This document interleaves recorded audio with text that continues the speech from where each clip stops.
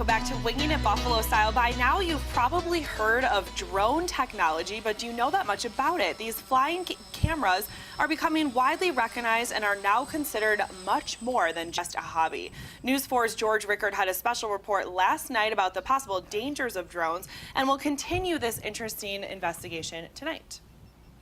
George, there's so much intrigue about this drone technology. Sum up for us what your special report focused on last night and how you're going to advance the story tonight. Well, there are so many angles to drones. First of all, the military does not want to call them drones. That's a bad word in the eyes of the military. They call them remotely piloted aircraft.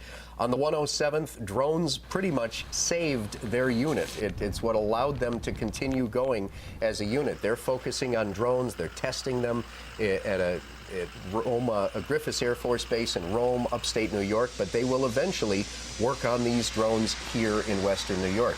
We also heard from Tim Teach, one of the little guys who can buy a drone for less than $1,000 with a camera on them, and he wants to make a business out of them. Now, technically, the rules surrounding drones from the FAA say that you have to keep them under 400 feet and you can't use them for commercial purposes. Some people are testing the limits. Amazon wants to deliver packages.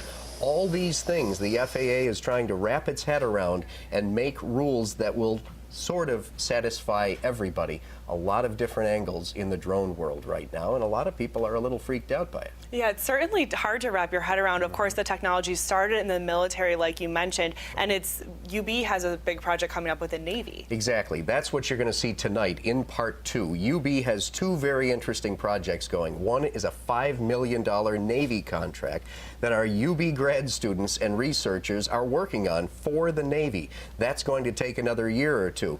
The other is a project that they hope to market to police as early as this fall.